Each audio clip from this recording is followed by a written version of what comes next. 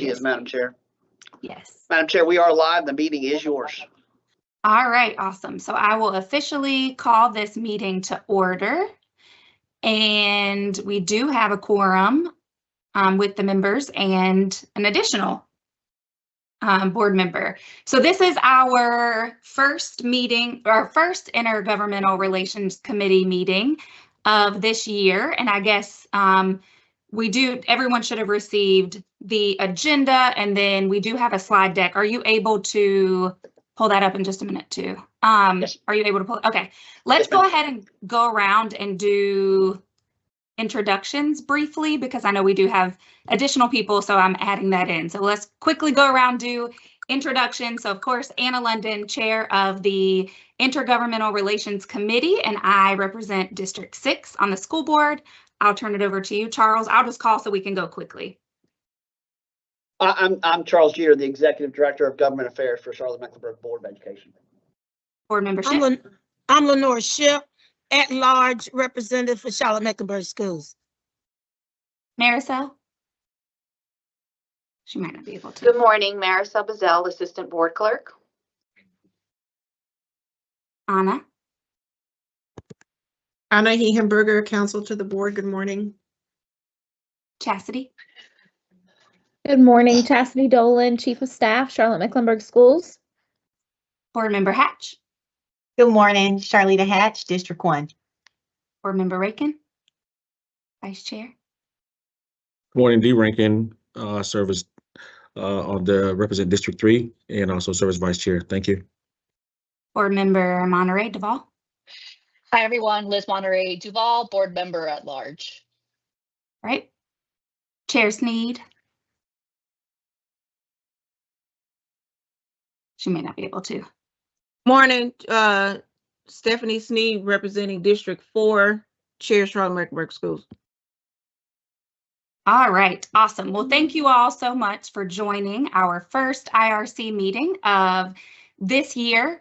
I am going to go ahead and turn it over to Charles Jeter, who will go over the 2025-2026 legislative agenda overview, and if you're able to pull it up as well on the screen.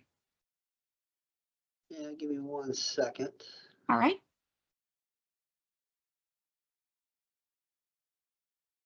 Oh, there it is. All right. Can everybody see the slide deck? Yes.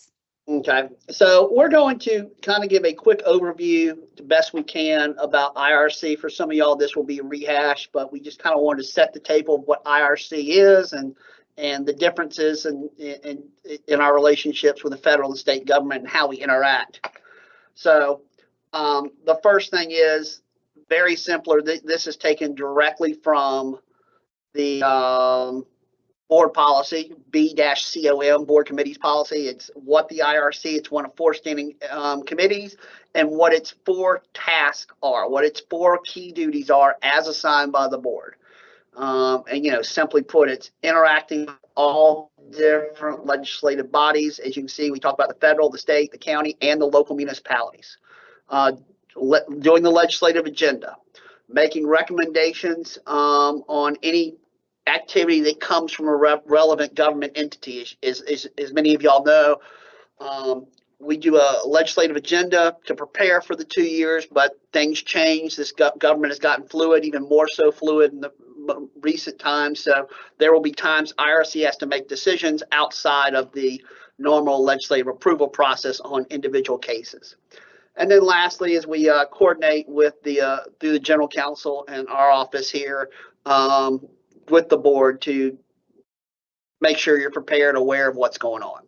At its core, that's what this committee does. And it's predominantly staffed by 3 individuals. There's others who get involved, but myself, Marisol, and Chastity from the superintendent's side are your 3 primary staffers. Any questions about that? Okay. So IRC operates on a 2-year process. To a degree, obviously, there's new committee members appointed every year. There could be, but IRC traditionally operates on a 2-year process, and the reason why we do that is because the government entities we partner with at the federal and state level also operate on a 2-year process. So we marry up our time frame and our worksheet to what the federal and state government is. And there's a lot of reasons why we do that. If we don't do it that way, we will miss deadlines, opportunities, and windows to actually effectual our change and get into some of our policy advocacy issues. At the federal level, it's not as strict as it is at the state level, but the federal level is getting to the point, as y'all are now seeing, that virtually all legislation is done through the budgetary process. There is very few widespread legislation that is passed as a standalone bill that has impact on education. Almost everything that they do now is part of the budget process. And so that creates opportunities and hurdles. The opportunities is, that sometimes you can get more even considered things, things that are 60-40 issues are easy to get done in the House because it's like taking the medicine with the ice cream. The flip side of that is you don't have a whole lot of opportunities to get things done at the federal level. We have historically been pretty successful at the federal level from CMS, but this is at this point almost everything's done through the budgetary process. At the state level, though, that's a very different rule. We have what's called the long session and the short session. The long session is odd number years, 25, 27, 29. Those are your long sessions. And think about it, that's the first year of that 2-year term. So those legislators that got elected in November of 2024, they start their 2-year term on January 1st of 2025, and it runs through December 31st of 2026. So the long session is that first session they're in session. Short session is by definition supposed to be shorter. And those are an even number of years. So for example, obviously we are at a short session now. And why that matters is the rules are very different. And how you file bills, for example, in the long session, we have to have all of our bills filed by April 3rd. That's for the entire 2-year time frame. Which is why as we get in November and December of this year, you're going to see Anna and I start to become real pains as we push hard because we've got to get the next legislative agenda adopted at the end of this year for the 27-28 cycle. We have to get all that done, adopted, and ready to go by the time they get there in January because we only have functionally 3 months to get our bills filed for an entire 2-year window. In the short session, we can't really get new bills filed. So here we are in the short session. So let's say we have a brilliant legislative idea today. Dr. Hatch says, let's do this. And we're all like, that's brilliant, Charlita. It's almost impossible for us to get a bill filed to accomplish something. A new bill filed. It's not to say we can't get it done. I've used this example a lot. If you ever watch the movie Forrest Gump and they start describing the different ways you can make shrimp, there's a lot of different ways you can pass legislation in the short session, but it is very convoluted and makes it more challenging. It also makes it harder to get things accomplished that are more controversial. Or maybe not controversial, contested. I'm not sure our stuff is controversial, but maybe contested is a better word. So that's key. In the long session, so now we get into what's eligible to be considered. Because not only do you have bill filing deadlines, you have what's eligible. So we walk in this short session. There are bills that were filed last year that we can't get passed anymore. Those bills are dead by rule, cannot be resurrected. And so it's important we understand this because the strategy in the short session for advocacy of CMS issues is extremely different than the long session, as you can see. And so any bill that was filed that does not pass, did not pass by the crossover deadline, which was last May, is ineligible unless it's one of these very, very small key bill titles, which is I've got right here. I'm sorry, the state budget, pensions and retirements, constitutional amendments, and of course, as we've all seen, they can do redistricting whenever they want, apparently. So those are the different sets of rules. Local bills are another provision that have a different set of rules. We don't deal with a whole lot of local bills in education. We could, I mean, for example, we've got local bills filed for calendar flexibility. A local bill is basically defined as a bill that impacts 15 counties or less that doesn't have a budgetary impact. You can't create a tax. You can't spend money. It's got to be pure policy, 15 counties or less. We don't get a whole lot of those passed. Even so, if we got a local bill, in the short session, it has to have unanimous consent of your delegation. In the long session, it's just a straight majority vote. Governor can't veto local bills. So it's another thing I want y'all to understand the process and why it's different, because we would have to get unanimous consent from all 18 members of the Mecklenburg delegation for any local bill to even be considered. You know, once again, we don't use local bills a whole lot, but that is a process that we go through. Any questions on that? Hearing none. I thought what we would do next is just run through our legislative agenda and kind of give you a status and where we are. And I will send all of you this presentation as soon as we're done. All these hyperlinks work and everything. You'll notice the hyperlinks are different colors. I'll explain that. Red means the bill did not pass and is not eligible for consideration. Blue means it passed one chamber and is eligible for consideration. Purple means they Frankensteined the bill. And what do I mean by that? So Senate Bill 488 was initially a school performance grade bill. It did exactly what we wanted to do. But if you open up Senate Bill 488 now, can y'all see 488 now? You'll notice it is now a bill about IOLTA expenses, which has nothing to do with education. This is no longer an education bill.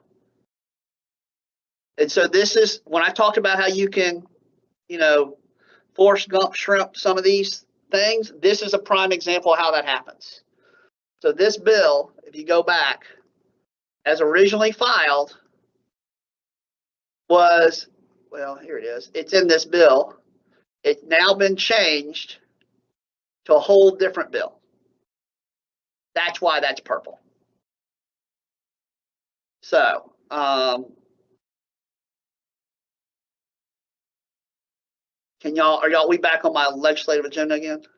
Yes. Yeah. Okay. All right. So, school performance grades. Right now, the rule is 80-20. This is part of federal legislation. The board's preference is to go to a 51% proficiency and 49% growth calculation to figure out your singular school performance grade. Just for those that are new, the reason it's not 50-50 is this is a federal law. And under federal law, at least 51% has to be proficiency. So the closest we can get to equity or equality or whatever the right word there is 5149. And so, sorry, 5149. And so that is the will of the board when y'all adopted your two-year legislative agenda. I will say this did get done in a study bill, and they do have a group that's studying this in the short session. I mean, in the interim session between now and the short session. So we're making progress on it.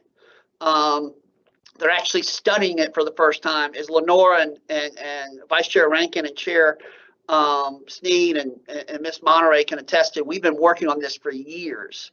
So getting them to study it and actually consider this, which was once sacrosanct and untouchable, is a significant step forward. And so we're real pleased with that effort. Once that study comes out, I think there's a real chance that once that study comes out with the recommendations, we could actually get something like this done. Whether that's this year or in 27 with the upcoming long session, I don't know the answer to that, but that's something we'll have to see as once they start going back into session on April 21st.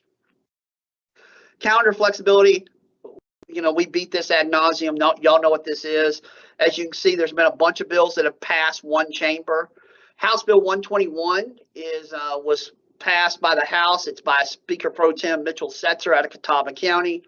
That is universal free calendar flexibility. It is everything we've always asked for. Senate Bill 754, for those y'all may remember, is the calendar flexibility that Phil Berger in the Senate proposed that did pass the Senate.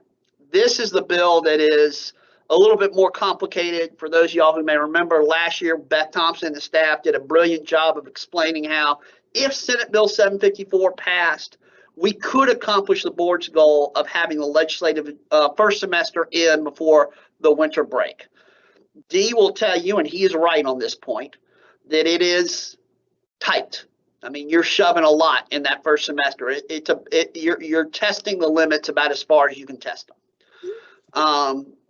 And we much prefer 121. So those are the differences. The other two bills passed the House and Senate, and they're uniform bills, but realistically, we're talking about Senate Bill 754 and House Bill 121 are the ones being discussed. The good news is we think there's a real chance this might get done in the budget this year, at least 754. However, we are somewhat in a holding place on everything on where we're at, because the General Assembly doesn't come back to the short session until April 21st. Everything they do now between now and April 21st is, oversight, these interim committees like we've talked about, and some of those things. And obviously we've been kind of in a holding pattern because you have the March 3rd primaries. I'm not here to talk about the election side of the campaign side, that side of it. None of my business. But the reality is, for the last year and a half, we have seen a real desire to get past that March 3rd primary date for various reasons that I'll let y'all do your own research on. That has stalled most legislation for this entire first year. And it has been an incredibly frustrating process, not only for CMS, but Guilford, Wake, everybody in North Carolina School Board Association. And it's not just on education issues, it's on a broad range of issues. For example, there's a reason why this is the first time in years we haven't got a budget approved in the long session. And all this stems from, as we look to this March 3rd primary, which is supposed to be a very contested primary that could reshape things. I don't know, but it is having an impact on our ability to get things done at this point. So we believe that come March 4th, the day after, we can hopefully hit the ground running and really get some, movement on some of these things. Eliminate the economic tier. On education. This is one of the things that we've historically used. This is the weapon they use to penalize Mecklenburg County, some of the large educations. You may remember the best example I have is the school safety grant program. You may remember a lot of people came out a couple years ago and said, look at all this school safety grant money we're giving it. We had a bunch of legislators in our own county say, look at all these school safety grants I got from Mecklenburg County. Here's the irony, not irony, here's the problem. We were not eligible for any of those funds because tier 3 counties were not eligible for the school safety grants. And that is the problem. Obviously, the economic tier system was designed to create an equitable system to dole out the economic incentives for corporations and those type of things. It's used in the education system to a manner that is really harmful to tier 3 counties, of which we are. Retirees, this is a big thing for us. We want our retirees to be able to return to work without penalty after 30 days. This is how it is in leisures. For many of y'all that don't know, there are multiple retirement systems. In education, we work under TEASERS, which is a teachers and state employee retirement system. However, if you work on the 11th floor, the 15th floor, if you work for the city or the county or any municipality across the state, you are in what's called leisures, the local government employee retirement system. There are two different systems run by the state retirement board. In leisures, you can return to work after 30 days. In TEASERS, we have to wait 6 months. And so our position has been, the board's position has been, marry us up with leisures. We're not asking for anything else. Just let us come back in 30 days. So our teachers that want to retire and come back and fill some hard to fill positions, let them come back. We've even offered a solution as part of our discussions with the General Assembly on this. Tie it to vacancy rates. If you're concerned that everybody's going to come back and double dip, then tie it to vacancy rates across the state. I will also say that if there's any group that probably deserves to double dip, it's our teachers. So, but that's been the hiccup, is the double dipping issue. This was in, as you can see, we got it passed in the House, and the Senate did not pass it. Hence the blue in the House and the red is the Senate. The Senate has always been a harder group to accomplish on this. It is in the House budget. It's not in the Senate budget. the ones that they passed last year. So we made progress on this over the years, still haven't gotten over the finish line. Limit early voting at schools. I'm sorry, I'm trying to highlight these things and I keep changing screens. I apologize. This really is not as big of a problem as we thought it was, or it was at one time. During COVID, almost all of our 38 of our schools were used as early voting sites.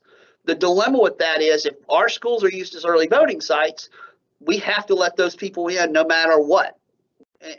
Even if they don't pass the lobby guard, we cannot prevent them from voting. And under the current law, if the Mecklenburg County Board of Elections wants to use one of our schools, we have to let them. Now, Michael Dickerson and his group have been great partners, but it really became a problem during COVID when you had 38 of our schools being used as early voting sites for 2 weeks, with voters coming in with us having almost very little control over the process. And we thought it was a safety issue.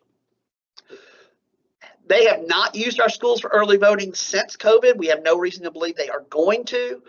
And we're not asking that saying they can't is not what the board approved. What we're asking is that we have to be involved and agree to the process.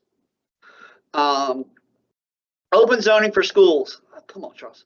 Open zoning for schools to me is one of the critical things that we talk about. I will tell you off the bat, the cities don't like this because in essence, what this at its core does is say you can build a school wherever you want. If you own that land, you can build a school. You don't have to go get the zoning approvals. You don't have to do all that stuff. You can build a school. The key for us is at one elementary school, we had to pay an extra $500,000 for off-site transportation work that was a half mile down the road because of the zoning process. With the new UDO at Charlotte, it inhibits what we can do. It costs time, money, and effort because we have to file by the zoning rules. Our belief is that zoning is one of those things that education shouldn't have to pay artificial fees or extra fees to satisfy municipal concerns. That's the position the board has taken. As you will see, this is actually in the House budget. And is one of those things that would make Tim Ivy's life a lot easier. It would save us money and time in getting our bond projects completed if you got this out. We're getting close. This is one of those multi-year processes.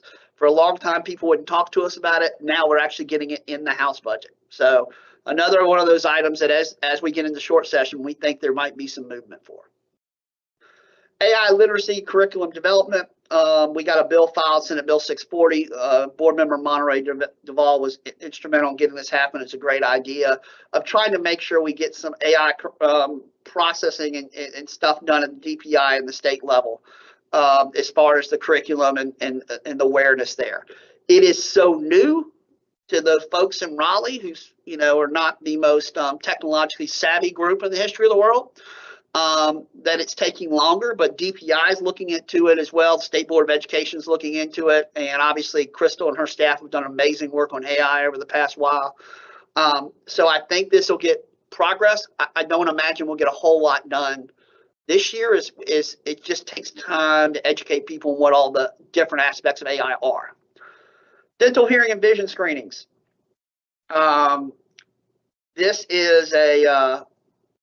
This is one of those processes that when they passed the Parents' Bill of Rights Act, they included a provision that dental, hearings, and vision screenings, which have happened so long ago, I had them as a child, which was, I believe, back before we had created FIRE.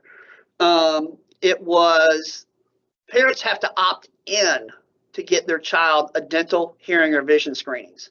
These are screenings that literally have been around for decades and decades. The percentages they catch and the impact they have on these kids. I got a vision screening when I was in 3rd grade. I've worn glasses every day since. It matters. We believe it was an unintended consequence of the Parents' Bill of Rights. We actually got this resolved at the federal level. Lenore and Liz may remember the federal Parents' Bill of Rights originally included this legislation, and we went up to Washington. This is a CMS victory at the federal level. We went to Washington and were able to, we sat down with Representative Fox, Virginia Fox out of Watauga County, who was then the chair of the chair of the Education Committee. We explained to them the issues. They said, that's not our intent. We realize that. We think it's an unintended consequence. They got it done, got it passed. So that is not in the federal law because of us. We just got to get it resolved in the state. This is one of those places, as you can see, it's in the Senate budget. So we're making progress. Federal holidays, we got some comments on our Facebook page today, as a matter of fact, about about President's Day being a federal holiday and why are we not all off work? We don't get all federal holidays, and we don't set what holidays we get. That's set by the state. It's not a CMS decision what official holidays we get to recognize. It's set by the state. And so one of our requests is just to do that, to allow us to have all federal holidays paid holidays, just like the others. Bus driver licensure is one of those things that we brought this up. This is a combined federal state issue. And the fact that we believe that one of the bigger problems we're going to have is we're not going to have enough bus drivers to get kids to school. And you've seen this. Wake County had to go for a while without running buses to schools. I mean, it is a problem that's only going to get worse. For someone like myself, who used to have a trucking company for 14 years, everybody who passes a CDL, is which is the requirement to be a bus driver in the state of North Carolina. We're competing with every trucking company in America because it's the same entry, and we're not paying anywhere close to those numbers. And so what we are suggesting is not go back to the day where Dee Rankin and I got to drive the bus, but to go back to a hybrid model where the federal government would create some sort of bus BDL, bus driver's license, which is not at the same level as a CDL, but certainly more than your general driver's license. If we can get that done, then we can get the state to adopt that as an approved mechanism for the approval process. You have to get the licensure at the FMCSA before you can get the state to adopt it. We have dealt with Representative Rouser, who's out of Wilmington on this issue. He's on the Transportation Committee in Washington, been very, very helpful. It's gotten a lot of legs, but it's early in the process. It's an education process because nobody wants us to somehow endanger our children on buses, and that's not the goal. But we don't want great to be the enemy of good. ATR, we wanted to advance teacher roles. We actually got this done. This is one of the things we got done in the micro budget that passed. So this was a big deal. I know that for Superintendent Hill and Nancy Brightwell and those teams. So we actually did get that passed this year. So that's where we are on standalone requests. Any questions on any of those? All right. I'm going to go through these pretty quickly because we got time and everybody knows what this is. We want to pay teachers more. We want them to have retirement benefits. Every new employee that starts after started January 1st, 2021 afterwards is not eligible for the state health plan when they retire. That's a problem. We need that reinstated. As you can see, once again, we do have that in the House budget. Master's pay, this is a similar issue. Everybody knows that. We want teachers who receive a master's in a subject matter that's relevant to their career to be able to get that benefit. Once again, it's in the House budget, not in the Senate budget. We're working on it. Longevity pay. Right now, if you are a certified teacher, it used to be after starting on your 10th anniversary, you got, in essence, a bonus pay. I think it's equivalent to 1/12 of your, or 10% of your salary. I forgot what the numbers, I don't know, whatever that bonus is. And so non-teachers still get it, but our teachers don't. And this was a decision made in 2013 by the General Assembly when they took away longevity pay and rolled it into the actual salary scale, arguing that they were just putting in the salary scale and not really doing away with it. The feeling is it's done away with. And so there's the issue there. There are actually now 5 counties that do not receive an extra teacher supplement. We want CMS to be part of that. You may remember Kelly Klutz bringing that up at the joint meeting with the county. It's a big issue for us, and it goes back to that idea of economic tiers and this whole back and forth that the state believes because we live in a wealthy county, the wealthy county should fund everything. And it's that tension that you get between those two organizations. School supplies, we want to make sure that teachers have school supplies not to pay for them themselves. Once again, in the House budget. Free and reduced lunch, we want to make sure that we provide free lunches for all students. If they're going to force us to do background checks, which they do, we think the government should pay for it. We don't, unfunded mandates are one of the recipes for disasters. Pay bands, I don't know if most of y'all realize this, we actually get funds from the state for superintendents and principals, but they cap that at students that are at 2,500 students. And so we want one that exceeds, caps that at whatever the number is. Sorry, I'm reading off the top of my head, but we want them to expand that because obviously the amount of students that we have is some of our schools exceeds some school districts, and it's just not contemplated for that. Early childhood education funds, we want pre-K ADM to count towards our numbers. Right now, every kid we have in pre-K does not count as ADM. Mental health services, this is a long time item. Making sure that we marry up to the national standards as far as school psychologists, counselors, health professionals, all those things, those ratios that we are well off on. Technology, one-to-one devices for students. So those are the main items we're looking at. Lastly, we want to lift the cap on the multilingual learners, teachers, easy for me to say. Right now it's 10.6%. If we go above that cap, we don't get any funds. Cybersecurity is one of those items that came from Superintendent Hill and her staff that Candace Salmon-Hosey has been involved in. We actually got that in the budget, but once again, there is no budget yet, but we're making progress. EC students on a per cap basis. This is we want to change that model to a per pupil basis. And so once again, this is something we have in the House budget, but have not got all of it done yet. This is the one that caps it at 13%. So if you have any children above 13%, it doesn't matter. You don't get the funds. And so we want to raise that to the actual number of students versus our arbitrary percentage that caps us. And then we have to fund the difference for whatever those students population number is. SRO, we want to eliminate the cap for SRO funding and how we handle those things. And then lastly is Leandro, the comprehensive remediation plan. We've asked for them to fully fund that. You can see a bill got filed, but it did not pass. Any questions on anything on our legislative agenda?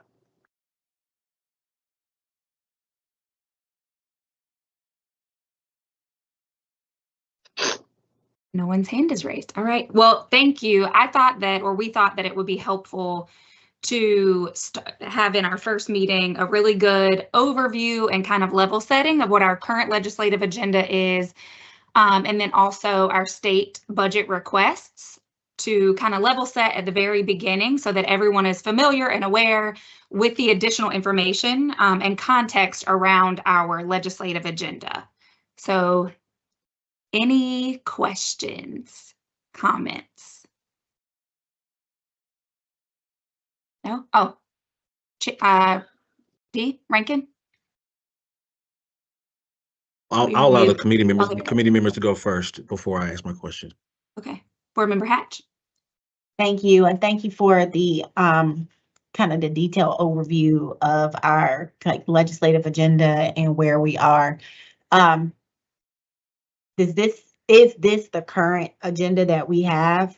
Are there other things that we should be considering, or is it advised to not consider modifying or taking away in order to try to move the needle? Ms. London, do you want me to answer that? Sure.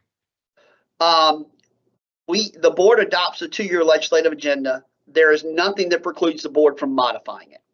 So if there are items, and traditionally we do modify it in the beginning of the even number year. So it would not be uncommon for this committee to say, you know what, let's add some things, or we don't really take things off necessarily because at that point there's no real harm in leaving them on, but we have added stuff over the years.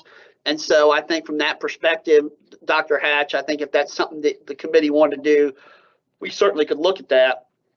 I will also say that there are some things out there that really concern me that I think we need to start thinking about. Y'all seen me for the last couple months talk about this property tax initiative that is going on initially in the House and now in the Senate. And it has become the new shiny object for a lot of Republican General Assemblies across the country. It's just not a state of North Carolina. For example, down in Florida, the governor of Florida this weekend said he wants to put a amendment on to the Florida Constitution on the ballot in November to outlaw property tax. If you look at what's happening in the House committee and the newly formed Senate committee and what they're talking about as far as limiting how municipalities and across the state how much they can increase their property tax, what they can use it for, and all those things, any limitation to property taxes that the state implies or assesses to these counties and cities that fund schools will have a dramatic negative impact on us. And that my biggest concern is that issue right now. I will also tell you, Dr. Hatch, that we may have different ideas. Come March 4th, we'll have a better idea of what we think is more advantageous to pursue in the short session and not. And so we're waiting for that data point. Okay, that's helpful. I don't have anything to add, just was more curious about kind of how that process works. But given where we are with our General Assembly and the things that have been kind of on our list, are there some of those seem systemic and long-term that may not necessarily change unless there's a big change on March 4th or even further down the line? Are there things that may seem like a lower priority, but we haven't asked because we maybe felt like these were the bigger priorities, but maybe they won't actually move? Have there been things like that? I yield a little to Liz and Lenora, who have been on this committee. I don't really know that we've ever left anything off that we thought was. Liz, Lenora, what do y'all think? I think it's a combination, right? Like, I think you want to have your wins, your small wins, and then have your symbolic things that you want to keep on there. For example, Leandro. We know that is something that has been held up in court for almost, many 2 decades or whatever. But we still want to have it there. But I think we do have a few that are tactical. So so I think it's about having a combination, to be honest. But I agree. There are small wins that we've had. And then there are things like, what else is systemic on there? Teacher pay. The calendar. Teacher pay. Oh, teacher pay. That one, Mhm. yeah, that one, the 8%, for example, we are intentional about the 8% because, we are taking into account, we know that that's a long shot. We know that last time I was on the IRC, it was 7% over 2 years, meaning they got 3 and then 4. Mm-hmm. That was and we were like, no, we want 8.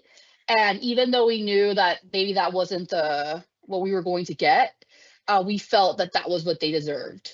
And so, yes, it's maybe unattainable, but that's on them, not on us, kind of thing. So certain things like that. What else? Can you go back, actually? No, that's helpful. I mean, I was just trying to, as I sit on this committee, context, wanted to understand if there are things that potentially come up. Would we want to add them, or are there things where it's like, let's just not even ask for that, even if we think we could win? I just kind of was trying to just conceptually understand. So I'm good now. Thank you. Thank you. Vice Chair Rankin. Thank you. This is just a question for the committee to possibly think about. Looking at some of our standalone legislation requests, for me, the order that we have, I know school performance grades are important, don't get me wrong, but I do think, for me, calendar flexibility is super important for us, and it's something I think should be moved up to number 1. Also, I think that looking at the data the data of our school district, the dental, hearing, and vision screenings, that really affected some of our marginalized populations, and I think we should think about moving that up as well. These are things that wouldn't require money. They would just require a vote, and really talk just based on data. We could show how having calendar flexibility that can improve student outcomes. And can someone pull up the slides real quick? And we can show that. The slides. Yeah. Say what? I was asking if they could pull up the slides so we can see, what you're mentioning. Well, also, dental, hearing, and vision screenings. Is one that would require. Hold up 1 second. Hold up. Sorry. Dental, hearing, and vision screenings. I think that would also be one that wouldn't require, monetary. Just maybe possibly our legal team looking to possibly change some language, or slight change in the language in the bill.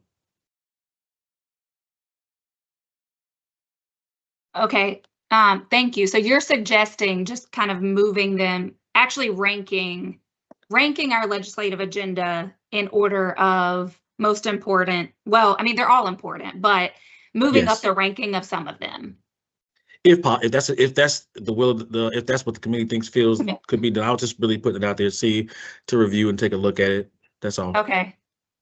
So I guess I have a question for the previous, so previously, whenever this legislative agenda was created and then adopted, were they put in order of high importance to like least, or were they just No.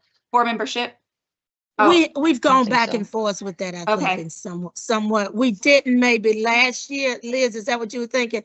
But I think we have in the past based on what we see we need, like what Dee was. mhm, I mean, it doesn't hurt, Okay. in my opinion, to do that. to do that. May I Okay. add some context on number 5, the limit early voting at schools. When we talked to the Mecklenburg delegation about this topic, they were very hesitant because given, all of the tensions around voters' rights and things like that, we didn't want it to create loosen a thread that would pull on a string that would unravel other things. So we can, you can use your imagination on that.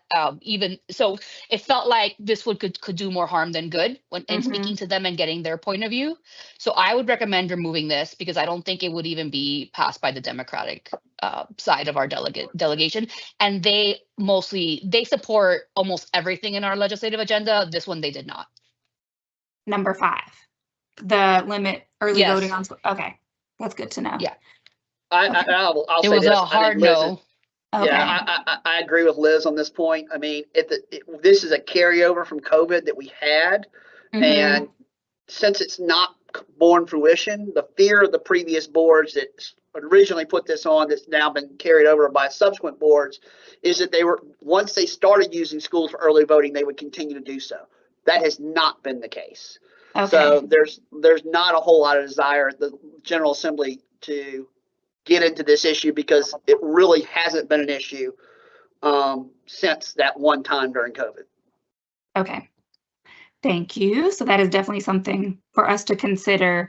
I do see Chair Sneed's hand is up, so I'll call on you, and then would like to just run through the next few like new business or action items, which is why we wanted to schedule this kind of kickoff of this committee so that we could get to the next phases of the new business. Chair Sneed. Hey, good morning. I just wanted to lift up that we do there's a chair and vice chair meeting that meets at least quarterly with our surrounding districts like Gaston, Cabarrus, Union, Stanley. And we have, which Charles drafted for us, we have that's come up next. with, is that agenda item? It is. Oh, okay. All right. Well, never mind, because I got to jump off here anyway. I just want to I just wanted to uplift that that was on there, and I think that's ready to go as long as it's in agreement with this committee. Those items. Okay. Yep. All right. It's on. All right. Thank you. Thank you. So as a segue, Madam Chair, Yep. this is what Chair Sneed was talking about. It's about our partnerships and creating broader relationships as we move forward, to get some of these advocacy issues solved. Obviously, at the federal level, we have the Council of Great City Schools, which has been a great partner for us. Manish, his team, Mary Lawson, they've done a great job for us over the years, and we work with them very closely. There's a monthly meeting that I'm a part of with the legislative different groups around the country. At the state and local level, obviously the School Board Association has been a partner of ours for years, and Bruce Mildreth, one of the nicest people you ever meet. And Lenore's on their board, right, Lenore? That's what I was going to add, that I am sitting there too and bringing things to the legislative committee. I've served on that committee and I've chaired the goals and directions committee. Yeah, and Bruce Mildred for that organization is just a brilliant guy. So we're lucky to have those guys as partners. This is the group that Stephanie was just talking about, Chair Sneed, the Southwest Region School Districts. Mhm. I've listed the counties that are included in that. This is an organization that Dee and Stephanie have been involved in for a while. You may remember we did a Southwest Region letter last year on some issues. I will email everyone a copy of the letter that was drafted so the committee can see it. There's 3 main items on there. It's calendar flexibility. It's School performance grades. school performance grades, and the retiree issue are the Yes. 3. And then our local partners. One of the things that we talked about, come on, Charles. One of the things we talked about at the joint meeting, or y'all talked about at the joint meeting with the county, is working with our local partners together to advocate for each other. And so how do we do that? Joint meetings with the county and the city. You know, we have historically had good working relationships at the liaison level with the county and the city. The city liaison has retired, Dana Fenton, and they're kind of using him as on a consultant basis. The county had a switch. They went from Starla Tanner to Lizette Nimmons, who's been great. So it's once again trying to figure out ways, as y'all talked about at the joint meeting, of collaborating with the 3 of us and making sure that where our needs and our goals overlap, that we are all in it together. And so, and then obviously one of those items then is what do we do as far as how do we plan for that moving forward?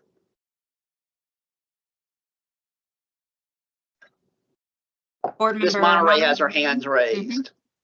Yes. Thank you. May you put that slide back up? I was wondering if we've considered our big 3 partners like Wake County, Guilford. Are we meeting with them and having a relationship with them? And then my other question is, I know that we have Council of Great City Schools, but are there urban districts that we should be meeting with on some sort of cadence, like Philadelphia and Chicago and Boston? I say this because in other conferences that I have gone, I've been able to connect, and there's just so much value and in having those relationships. And I know that Council of Great City Schools is a conference that we go to and that we meet there. But I think if we maybe create a space that will allow deeper conversation, that could be interesting. Thank you. The last thing, go ahead. sorry, the last thing I wanted to say is just a thought that I had. This is kind of an idea that I was talking to Anna with, and I wanted to talk, like, just float it out about, like, how I know when we go and we talk to elected officials and we go to, Washington, D.C., we talk a lot about things that we want. I think we should also be like marketing ourselves and showing elected officials all the great work that we're doing in CMS. So like taking our plate with us, and that we're like real business people, and that we're doing real business and we're conducting real work. So like just also thinking about like, how do we roadshow CMS to show that we are the standard, we're the golden standard, we're doing amazing things. Like, how do we elevate ourselves and create allies congressionally across the country? And so we have people that get really excited about what we're doing because public schools have such a bad rap. So just like a high level thought there, because we are doing some really great work. I want Cory Booker excited about us. I want people I want Gavin Newsom saying like, hey, what are they doing? I don't know. It's just a thought. And then what was my other question? I lost my other train of thought because that one was really good. But if it comes back to me, I'll return it. I can try to briefly Awesome. answer your questions, Board Member Monterey Duval. Are we partnering with other big districts within North Carolina? There is an effort. Leah Carper is the in-house lobbyist with Guilford County Schools, former Teacher of the Year, a brilliant young woman. And she and I have been working with other bigger districts across the state in a very initial approach. That it's us and Alamance County, New Hanover County, trying to get something like that together. But I would say that we are in the crawling stage. We're not ready to even walk, or we're getting there. It's getting those partners. It's a new initiative that Leah and I created at the end of last year and been working on. So we're trying to get that together. We hope to have something for the chair, vice chair, and the committee here shortly. Of a more cemented plan. As far as the nationwide stuff, I am on a committee every once a month, every Monday for about an hour and a half with all the lobbyists of every all the big school districts across the state, I mean, across the country, and we talk every month and go through those issues. We did used to have an organization partnership with the National School Board Association through the North Carolina School Board Association, but the National School Board Association, as you may remember, I don't know if it still exists or it's completely gone because of some things during COVID. So there is another group, I think it's called the Council or the Committee of School Boards Association, that we have not been involved in. And there's we can do some of those things. There's other groups we could get more involved in if that's the will of the committee. Thank you. All right, I think Vice Chair Rankin and then Chair Sneed, and then I will wrap us up with next steps. I would like to say, I think we should also, the letter that Chair Sneed was referring to, I think it'd be great for us to kind of along with what Liz was saying. I think we have enough relationship with, I would say, the Big 12 counties, to possibly get them on board along with the Southwest. But I think we should also share this with the Big 12 because we can have more power if we share this with the others. Okay, so the Big 12 in North Carolina. Yes. Okay. Got it. That makes sense. And Charles, you will send the letter. He shared the 3 things that we all have aligned around, but you'll share the letter with this group so that I'll send the letter and the presentation to all committee members within 5 minutes of this meeting. Perfect. Awesome. So that we can move on. Okay. Chair Sneed.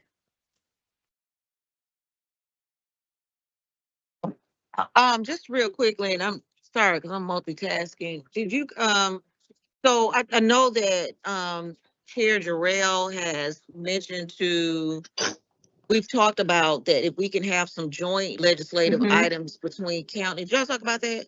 Not yet. With county, and school board, if we could come up with some joint items, that would be excellent, even in this short session. In the past, I don't think we did it last year, but the year before, we had a joint IRC meeting with, and that might have been my first year on the board because I feel like I was the IRC chair at the time. But we had a joint IRC meeting with the county. So there may be a good opportunity there, but you got to move with lightning speed if we're going to try to, I'm sure Charles will agree, if we're going to try to get anything done jointly and what that looks like. So maybe one of the next steps of the committee can be planning that joint IRC meeting and then kind of aligning on, and I don't know who their IRC chair is. I can't remember.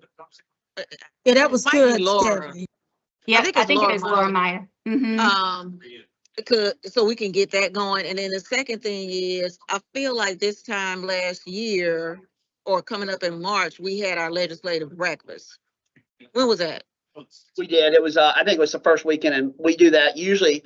It was the first weekend in March, but that was on the long session schedule. So we normally do the short session legislative breakfast back towards April, because we try to do it right before they go into session. So we do it. So realistically, we're looking at probably mid-April would be on track for this year, Madam Chair. Okay, so I just want to uplift those 2 things. Perfect. Okay. So thank you. And so for next steps, we shared the regional legislative alignment. So with the Southwest region, we have those 3 legislative priorities that are in alignment. And so everyone will receive the letter after this meeting. The next step, or 2 kind of next steps, is for us to go ahead and plan and schedule a joint IRC meeting with the county commission, the county commission's IRC. The members are Commissioner Laura Meyer, Commissioner George Dunlap, Commissioner Susan Rodriguez McDowell, and then Commissioner YTI or Yvette Townsend Ingram. Those are the IRC committee members for the county commission's IRC.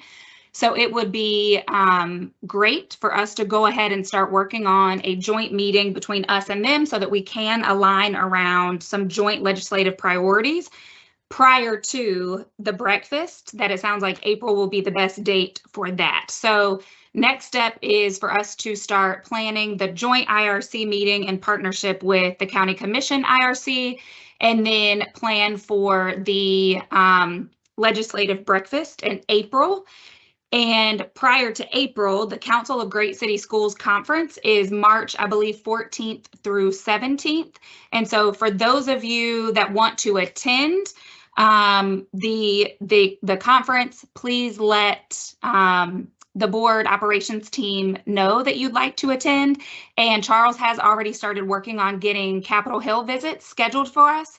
So I think as of right now, I've heard that I'm going. I think board member Monterey Duval is also going. And then anyone else that is interested in going to the conference and or attending the Capitol Hill visits on Tuesday, March 17th, that would be great as well. Yeah, So and going to okay, go Board ahead. Member London's point, we have a 2 o'clock with Senator Budd confirmed. We have appointments confirmed with Senator Tillis and Representative Moore. We just don't have the time yet. And then we have requests into Adams, Harrison, Fox. And if there's anyone else you think we should meet with, going to Liz's earlier point, there maybe that's something we can certainly can ask to meet with others as well. But those are the invitations so far. 3 of the 6 people who directly impact us have agreed to meet with us. And the other 3 will. Maybe, we just haven't heard maybe back some yet. neighbors. Are there any congressional neighbors that we should be meeting with that are doing cool things like Virginia, Massachusetts? I mean, well, you got Bobby Scott in Virginia, who is the ranking member of the House Education Chair and very influential, really good guy out. He's out of Virginia Beach, Norfolk area, who we've met with previously.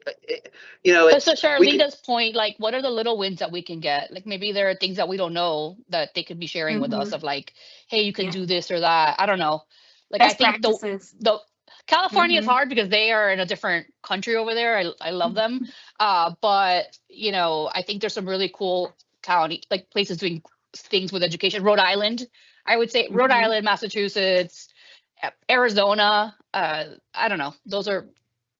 Absolutely, we can start working Virginia. on that. Wait, what is I think it's like Alabama or there's a southern country that really what the hell am I talking about?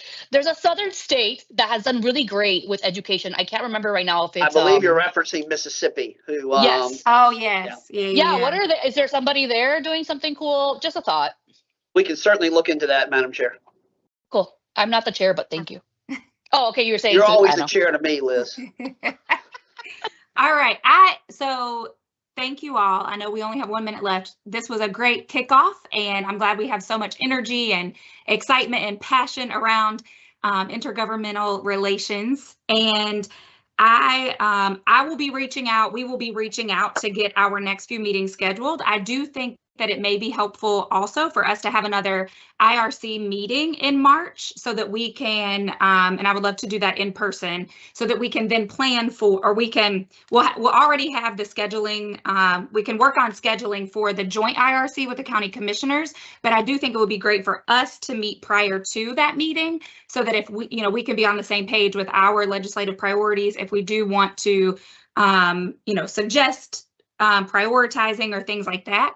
So I will start coordinating that after this meeting, and you all should receive the follow-up items as well. And I believe that some of you need to get off to a 12 o'clock meeting too. So anything else before we adjourn? Thank you. Great meeting. Thank you. Thank you, all. Anna. Chair All right. London. Bye. Meeting adjourned. Thank you, Charles. Thanks, guys. Great job, Anna. Thank you. Thank you. Thank you. Yeah, I will say. Did you end the stream? Yeah, we're done. Oh, it's still saying it. No, it's off.